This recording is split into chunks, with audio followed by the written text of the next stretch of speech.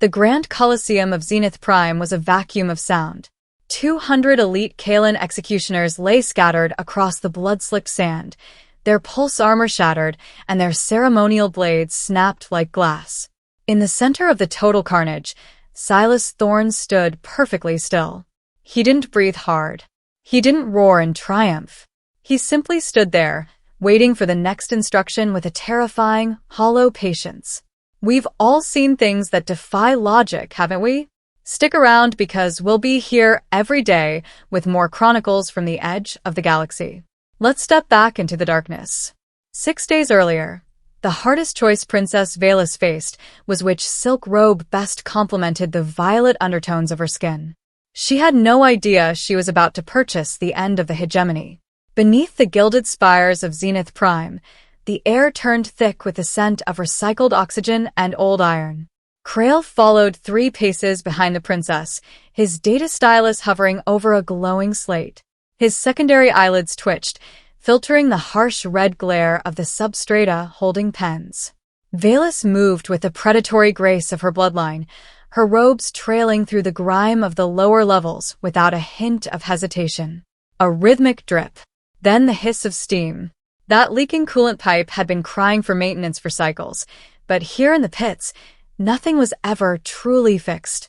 Krail focused on the sound to drown out the low, guttural moans of the Goran berserkers in the nearby blocks. They were massive, 8-foot-tall walls of muscle and scarred hide, yet Veilis barely spared them a glance. She wanted something that would make the crowd scream. They reached the final isolation ward, a cell reinforced with heavy-density dampeners. Inside, a single figure sat on a metal bench. Unremarkable. The human was small, his skin a pale, soft pink that looked fragile against the obsidian walls. He had no claws. He had no natural armor. Krail watched as the princess tilted her head, her mandibles clicking in a rhythm of faint amusement. The scans show unusual density in the skeletal structure, Your Highness, the headguard said, his voice echoing through the damp corridor. Evolutionary records suggest these humans evolved on a high-gravity world. Their muscle fibers are woven like carbon lattice, allowing for bursts of kinetic energy that shouldn't be possible for their size. And the lack of fangs? Veilis asked, her voice like velvet over a blade. They used tools, Highness. They didn't need fangs when they could build a better tooth from steel. Veilis leaned against the energy barrier. Silas Thorne finally looked up. His eyes weren't filled with the frantic rage of the Gorans or the cold hunger of the Briarskins. They were flat. They were the eyes of a man who had already seen the end of the world and found it boring. Krail felt the membranes along his neck flare a translucent, sickly gray. Something about the human stillness felt like a physical weight pressing against his chest. Veilis began to wonder if the human was actually. The sudden roar of a distant training beast cut her thoughts short. She straightened her spine, her curiosity sharpening into a cruel, jagged intent. Put him in the trial of embers, she commanded. All 7 days.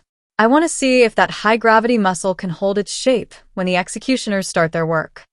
Krail's stylus slipped. Highness, no off-worlder has survived the 3rd day of the embers. It isn't a game, it's a slaughter. Then it will be a spectacular one, she replied, turning her back on the human. The princess had no idea she was staring at the man who had already mapped her palace in his mind. We're just getting started. Stay focused. Behind them, in the next cell, an elderly Goran veteran pressed his face against the bars. He wasn't looking at the princess. He was looking at Silas Thorne's wrist, where a faded tattoo of a skull crowned by 13 stars sat beneath a layer of grime. The Goran's massive chest hitched, his breath coming in ragged, terrified gasps.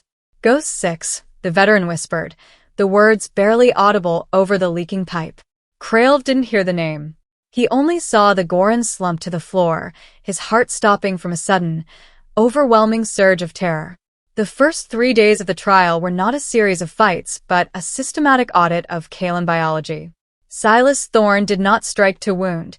He struck as if he were an architect, precision hitting the exact structural vulnerabilities of every species he faced.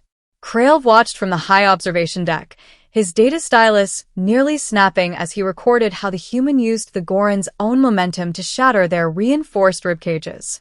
Marshal Viker's holographic face appeared in the royal chambers, his skin a translucent, sickly white. The Ghost 6 program was The feed erupted into white noise, the encryption from Thorn's escape pod finally backfeeding into the palace mainframe.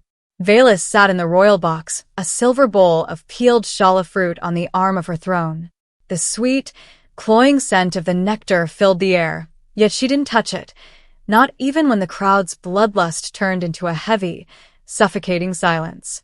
As the fifth day dawned and the death row executioners marched onto the blood-slicked sand, Thorn moved through the carnage with a terrifying, fluid grace that suggested he wasn't just surviving a game, but was actively dismantling the entire military prestige of the hegemony with every broken bone and shattered visor. The arena lights flickered. Everything burned.